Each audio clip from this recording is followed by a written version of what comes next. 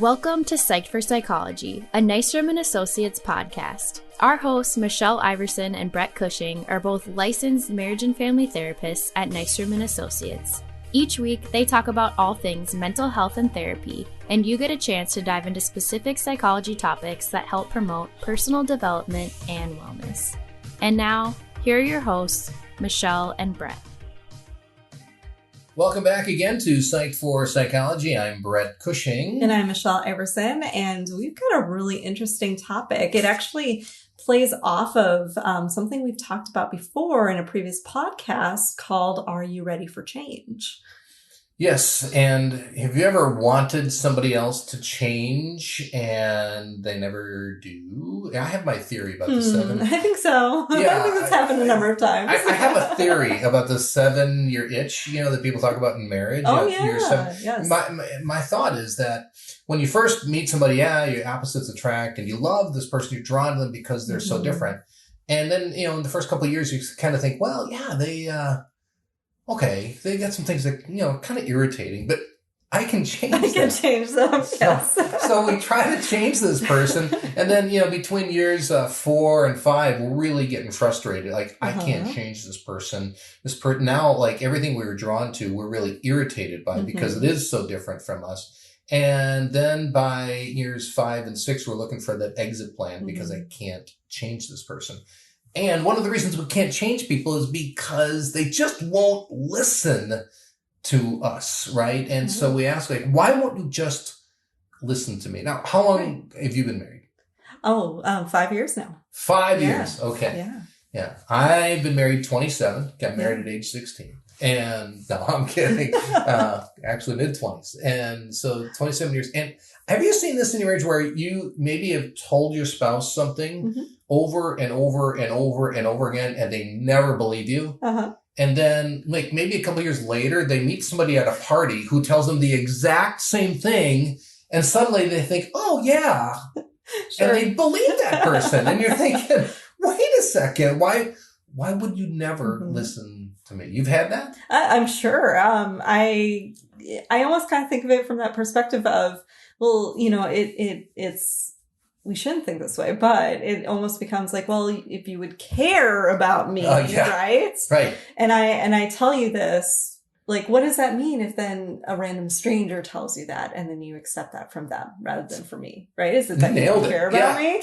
Right. It's really, that'd be really unhelpful to a relationship, but it's hard not to see why wouldn't I go down that train of thought? Right. That's such a great point. And I felt that way too. So you love this strange guy more than me because you listen to this person rather than me. And so in other words, we personalize it and make it all about us. Why won't you listen to me? Instead of realizing this is all about you. And it's really all about all of us because it's just the way our brains work. I was going to say, we are working against this invisible aspect, and that is how our brains are wired. Right. Yes. Right. And so we're going to delve into that today. Why we cannot change people's minds or why it's so extremely difficult to do that. So why can't I change their mind? And so we know we've experienced that where we want to change someone's perspective. We want to change something in a relationship and tell them, please do this or that. And then they never do it. Politics. We are always trying to change people's minds in the political realm, and notice how divisive that is and how emotionally charged that is in our culture today, and it's really dividing us. And again, what we're always hoping is that we have greater understanding that allows us to have greater tolerance, acceptance, being able to come alongside and coexist with people. And how often does it ever end up even actually being effective? Right. Not too often. Not too often. Yeah. So why? Why is it so hard for us to do this? Well, our opinions and our emotions inform our decisions. So, in other words, facts do not. Now, as much as we like to think it does, right? Let's be honest. And if you were to say, Michelle, it's your opinions and your emotions informing that right now, I'd be like, no, like I know what the facts are. I would listen to facts. I know better. I would never say that to you. Right. Yeah. And I know you wouldn't to me either. But we would all feel that way, right? Absolutely. Like if I had the facts, I would follow those. And we don't recognize how much opinions and emotions actually really do influence that. And advertisers know this. It's just pure psychology that they use against us, right? They appeal to our opinions. They appeal to our emotions. I remember the Folgers commercial. Has nothing to do with facts. Has nothing to do with their coffee beans or anything or how they make it. You know what it's all about? It's about the college son who comes home, probably at Thanksgiving. Yeah. And mom is sleeping and she wakes up to the smell of Folgers coffee and she comes down and there's her son right there and it pulls at your heartstrings and I'm going to buy Folgers right now because I want that. So, and it's just riddled all throughout advertisement that they appeal to our heartstrings. So, that's our nature. And that's what we're really up against. It's our nature. I think of the movie Finding Nemo. Have you seen it?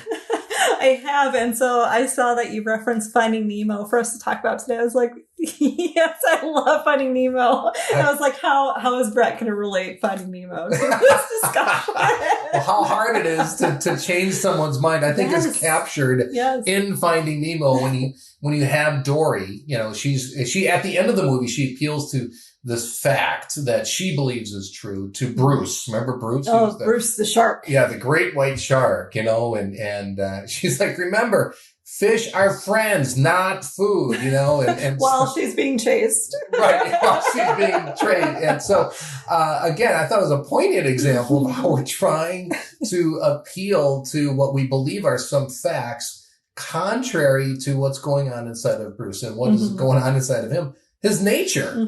His nature is like, okay, you know, he's in this support group, like, okay, I'm not going to eat other fish anymore. And then there's a part where he smells blood in the water. He's like, ooh, tasty, you know? His nature kicks in. And that's how I tie it in, okay? We're really fighting against the nature and our natural tendency of how our brain is wired. When we're trying to introduce new facts and new information that's contrary to what people already are holding on to. And so we resist those facts because of our nature. And so there's different biases that we have. And we have these biases. We have a cognitive bias. We'll talk about a confirmation bias. And then just a brain bias and how our brains operate. So what causes bias? This is a big part of why this is our nature. In other words, we have this bias. And what is our bias? Well, our brains are efficient. Our brains like to be efficient now. And that's why math is so hard, right? And so infuriating because you're like, why can't I figure this out? And we become so intolerant. Like, I can't figure this out. I remember a friend of mine in high school, he was taking some calculus class and the teacher made them work on a problem for like an hour. And he's just like, I think he's messing with us and there is no answer. And he was just exasperated by this because why? Our brains want to be efficient. And so they like shortcuts. Absolutely. Who doesn't like a shortcut? Right. Well, our brains love them. Exactly. They're almost wired to prefer them in just about any situation possible. Absolutely. Yeah. So we call this, some people refer to this, I like to refer to this as dichotomous thinking. It captures it. It's a dichotomy. Plus, it's a really cool word to say at parties and people think you're smart. So it's dichotomous thinking. It's the most efficient way. And we think specifically in all or nothing categories. Things are black and right or wrong. And so that's how our brains tend to think. So, because the opposite of dichotomous, that's dialectical. Okay, so that's a balanced way of thinking. Think of like a teeter-totter, and you have both sides of an issue kind of balanced on a teeter-totter. That's dialectical. It's just the opposite of this dichotomous all or nothing thinking. So when it takes longer to process things, it's because we have new information that's being added.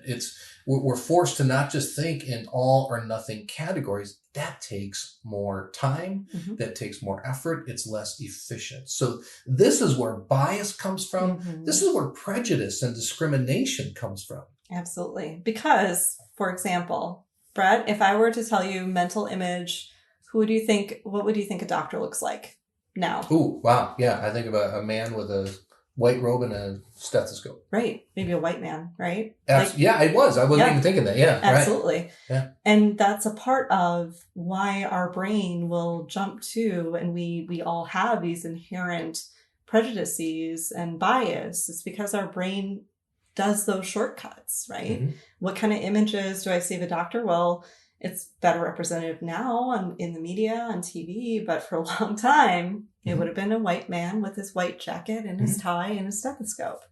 And so that's the first thing our brain will go to, right? Mm-hmm. It's seeing that, and then it gets reinforced.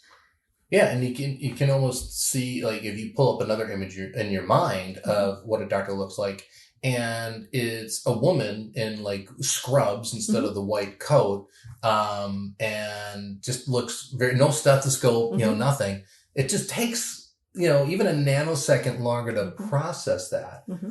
Even when logically we all know absolutely that's what doctors look like too. Absolutely. Yes. It does. Yeah. Yes. Mm-hmm. And I think that's a great example. It really highlights how our brains like to work efficiently, but it does result in these discriminations and these prejudices. Mm-hmm. Now, our media knows this.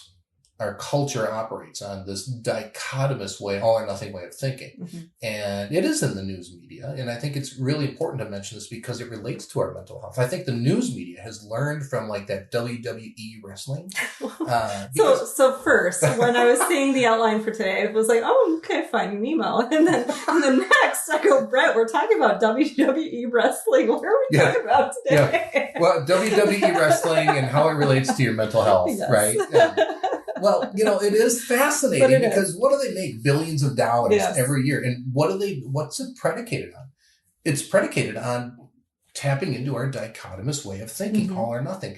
And we all love the heroes, but it's not the heroes that make people tune in week after week after week. It's the villains. Mm-hmm. And so they prop up this villain, and the more they can vilify the villain, the more they can make this person to be all evil, nothing redemptive about this person whatsoever, the more it gets to us. Mm-hmm. And we are in this all or nothing way of thinking, and it makes us tune in week after week after week to make sure that this villain is going to get his or her due, right? Mm-hmm. And so it that's what the news is doing too. Yes. So no matter what channel we listen to, what are they doing? They're propping up a candidate, for instance, or someone in a political office and saying this person is all awesome, and if you agree with us, then these people are all bad. Nothing redemptive about them whatsoever. Mm-hmm. And both sides of the political aisle do this, and it's effective in much the same way that WWE wrestling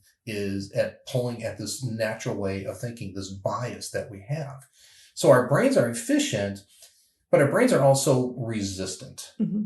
Our brains are very resistant because, like you said, we love shortcuts. Yeah. And I mean, if you're traveling somewhere and your directions on your phone tell you like, oh, I have to take a detour. Who rejoices at taking a detour? Mm-hmm. Nobody does, right? That's frustrating. Oh, I'm wasting time. I'm being inefficient. So we are resistant to things that aren't efficient in our brains. And our brains, they develop these worldviews, they develop these beliefs, they develop opinions that are created and established in childhood, and then they're reinforced. How do you think, like, our initial worldviews, beliefs, opinions, how are those reinforced in our lives as kids growing up? Well, I think down to even just like how do our brains work as children? When we're born and we're babies, we have billions and billions and billions of neurons, those cells that are in our brain that make it possible to potentially learn every language that's available in the world. But what language do we actually end up learning using? It's the only ones that we get exposed to, right? If I grow up in the US in an English only speaking household, what neurons am I going to use? It's going to be the ones associated with specifically learning English.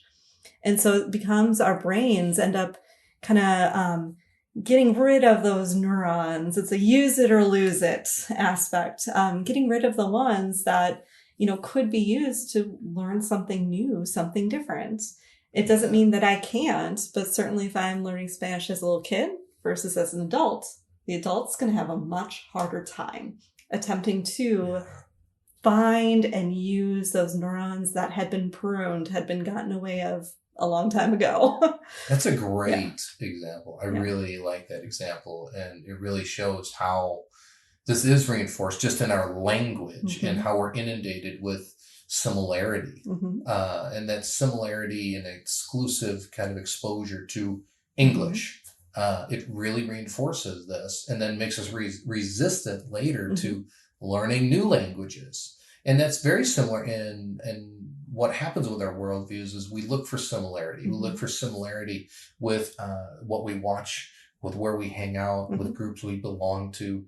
And so that we're using those same neurons. Yes. The brain likes that. I'm getting to be efficient, conserve energy, because that's a big part of our biology. I'm going to keep going back to those things that will reinforce the same neurons over and over. Right. Yeah.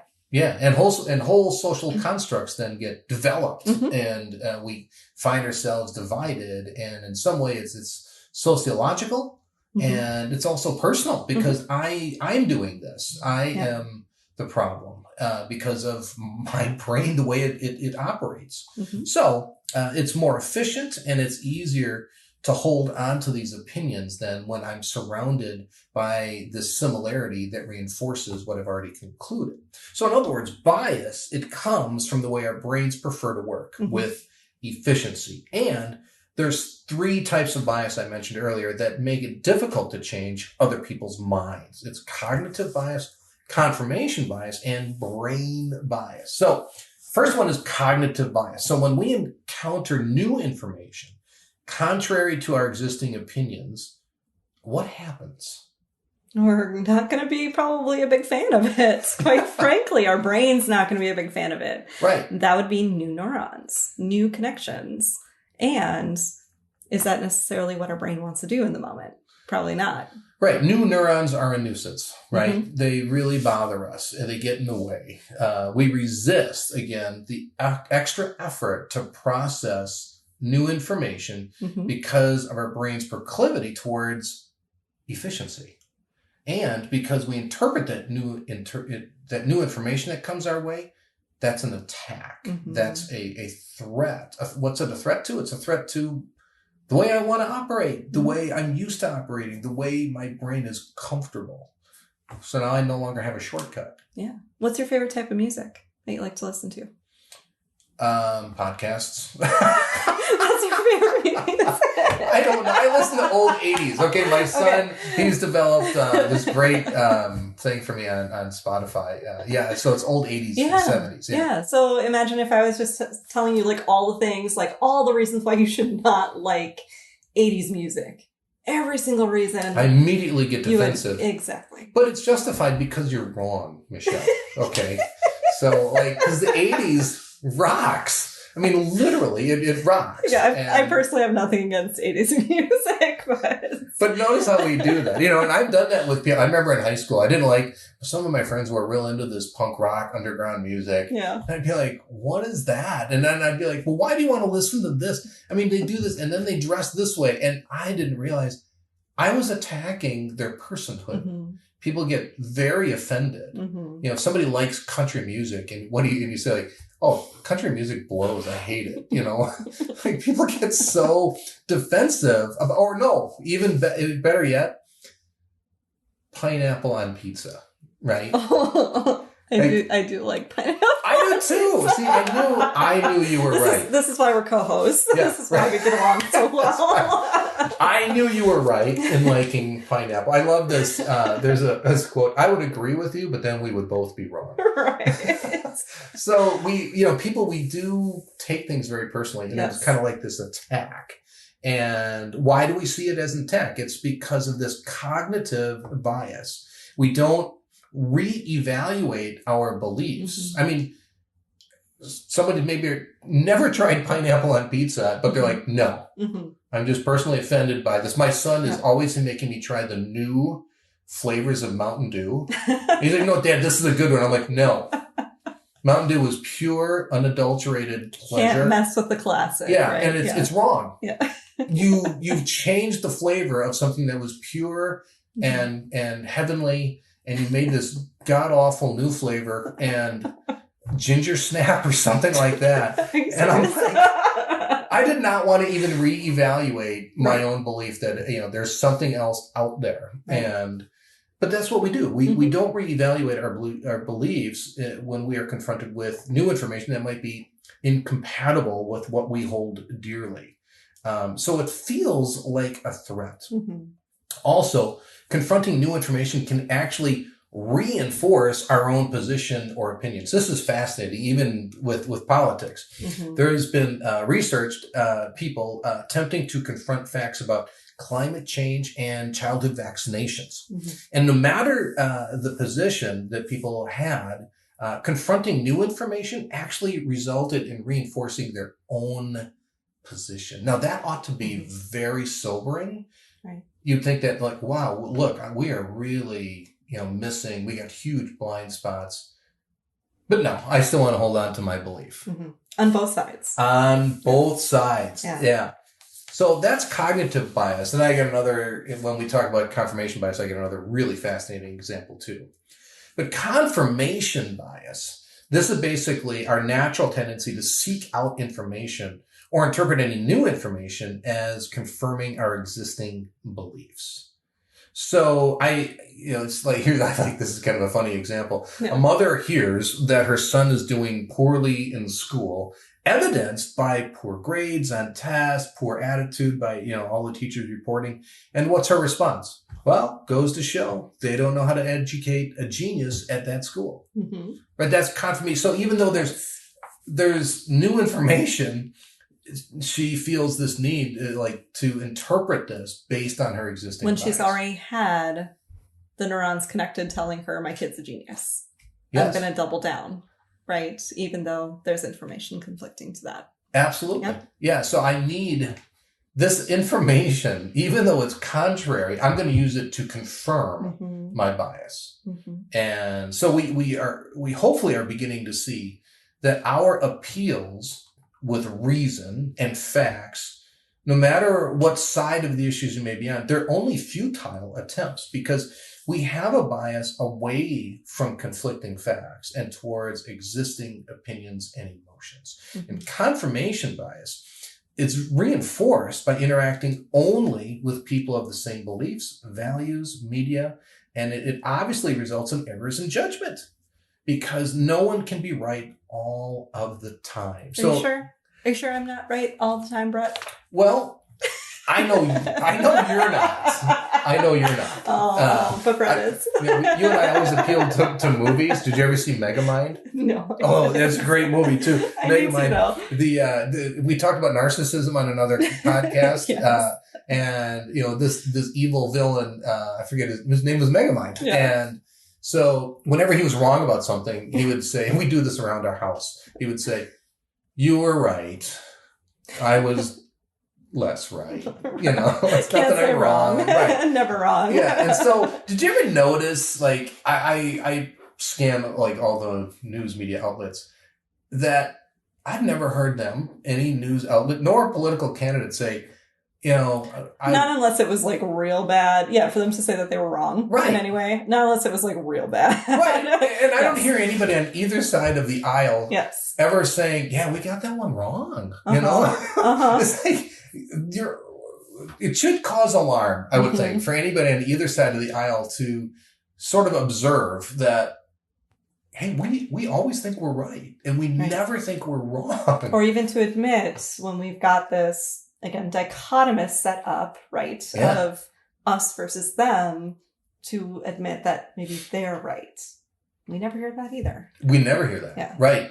Yeah. And Well, it's because it sells too. It sells because it gets people to align with them, and we keep doing it because it works. Now, this is really fascinating. In 2016, according to Neuroscience News, where I found this, a Gallup poll found in just 1 week, in just 1 2-week period, during the 2016 election, both Republicans and Democrats, they drastically changed their opinions about the state of the economy. Now they changed their minds. Wow, that's pretty rare.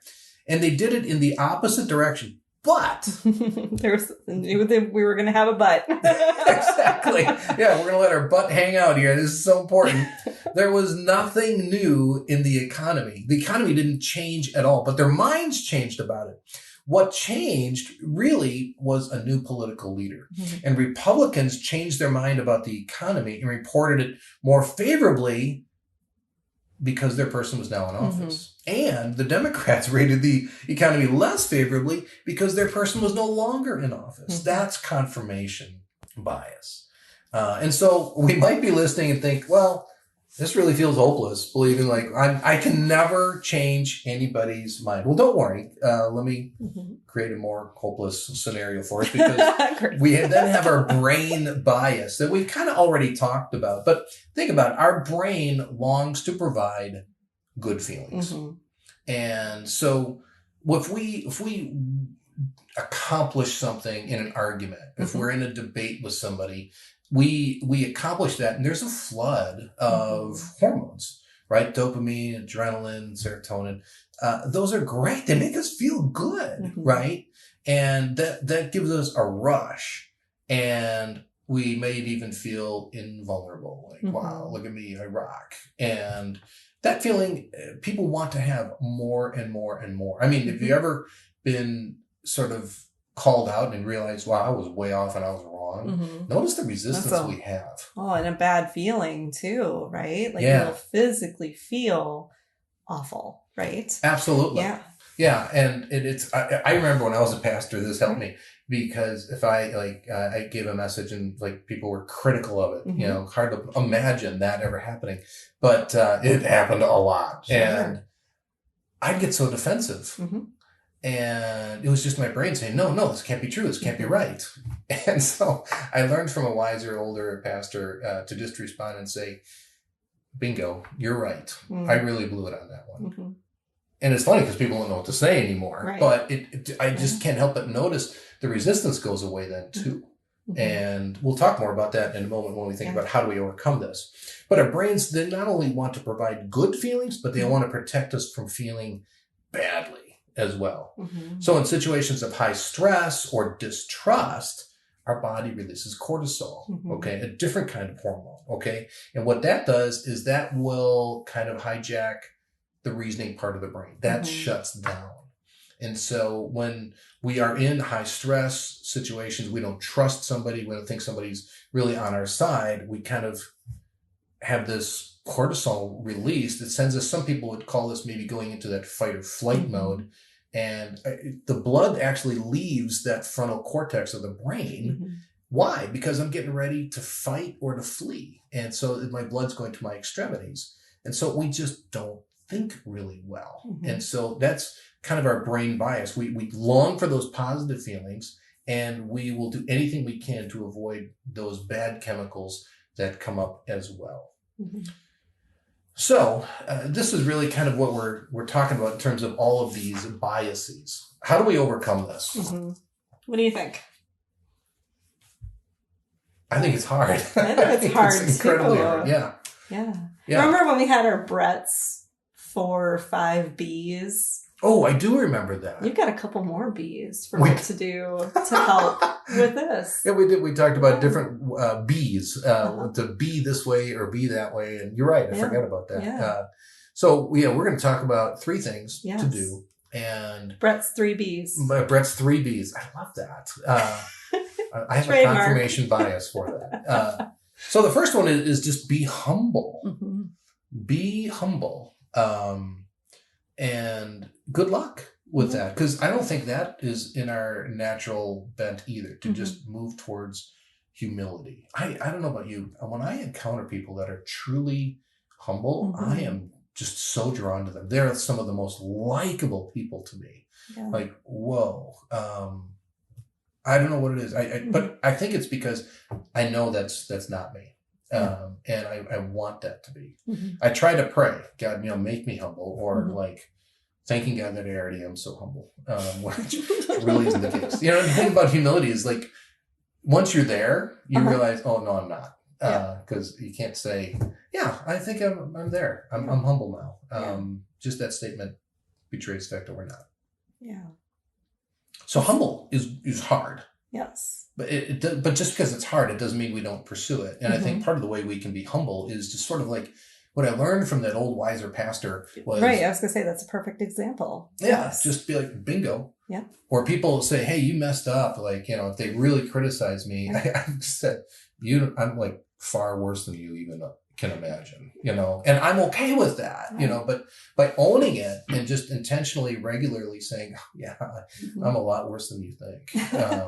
There's something freeing about that. Because why? I don't have to be right all the time. And just imagine the pressure that goes off of us when we can come to that conclusion. I don't have to be right. Well, I think what it comes down to is our podcast on vulnerability. Yes. And all the research that goes into when we are that way. And I think humbleness goes a lot into vulnerability, showing that you're right. I'm not necessarily right.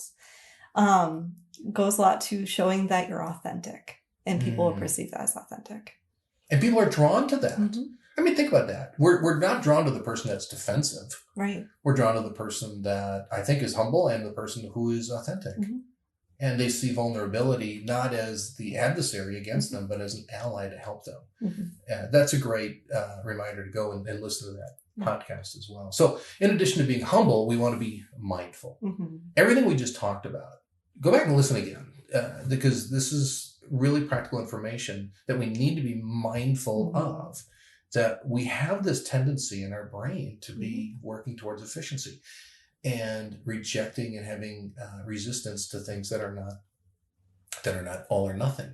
And not only about this tendency in my brain, but the tendency in all those people's brains who really resist pineapple on pizza, right? I mean, there's this inability that I have that they share with me. We're in the same boat in the way we think, but we like to kind of cast everything in these, you're in this boat with me or you're in the other boat against me.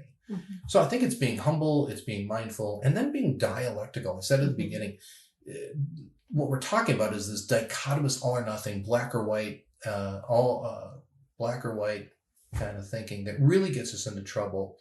It elevates our anxiety quickly. It makes it difficult to manage our emotions. And the opposite of that is being dialectical. It's having a balance. So we want to be balanced in our thinking. That's scary because, like you said, those new neurons, that's a threat. So it does take courage to confront any threat and trying to introduce new information and be watching out for those dichotomous propositions. I talk a lot about this with my clients, and I've had clients say, oh my God, this is everywhere. I'm inundated with this in every aspect of my life. And so we want to be watching out for how our culture, media, advertising, marketing, it all taps into this. Right. We want to be mindful, wary of news media that you watch it and it makes you feel angry, right? Yes. Like angry with world events, with political leaders. It's feeding into that bias, that dichotomous thinking. And the brain, I think there's been some new research kind of shows your brain can kind of basically get addicted to it. Absolutely get addicted to it because those chemicals are being released. And those chemicals in our brain can be highly addictive. I think it was Denzel Washington. I may not be accurate. It was one of those things that I saw on social media that was attributed to him. So I can't say it was. I don't want to throw him. I don't think I'm throwing him under the bus. I thought it was a great quote. It was something along the lines like, I don't want to be uninformed, so I watch the news. I watch the news and now I'm misinformed. And so notice the double bind that we can be in because we're getting inundated with this dichotomous way of thinking And so it means we have to have critical thinking about everything we're interacting with. Doesn't mean we're critical of people. Right. It just means I need to be critical of what I'm hearing from people, because the person's not the problem. The person is exactly like me in the way my brain operates. So hopefully this gives a little bit of hope for us that we can change, and maybe the answer to, why won't you change and start listening to me is maybe I just need to pay more attention to me and less about you, and change my way of thinking and focus less on trying to change you. And if you enjoyed this topic today, please feel free to like, share, and subscribe our podcast, and let us know if you have any ideas, suggestions, and you can email us at podcast@nystromcounseling.com. Please give us your ideas, and we will try not to use confirmation bias or cognitive bias against you. And we really do appreciate you listening. Thank you. Thank you. Thank you as always for listening, and please be sure to leave us a review. While this podcast can't be a replacement for therapy, we hope you enjoyed our discussion today and join us again next time. Nystrom & Associates is always available to those who are struggling.